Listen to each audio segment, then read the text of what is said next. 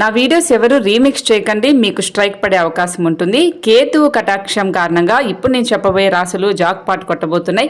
కేతువు అనేది చాలా మంది నెగిటివ్గా అనుకుంటారు, కానీ ఇప్పుడు మంచిగా చేయబోతున్నారు. వాటిలో మేషరాశి వాళ్ళకి 6వ స్థానంలో కేతు ఉండటం వల్ల ఆరోగ్య సమస్యలు తగ్గుతాయి, అన్ని కూడా ఆర్థికంగా కూడా బాగా ఉంటాయి, డబ్బులు చేతికి వీళ్ళకి వస్తాయి, పదోన్నతులు కూడా పొందుతారు.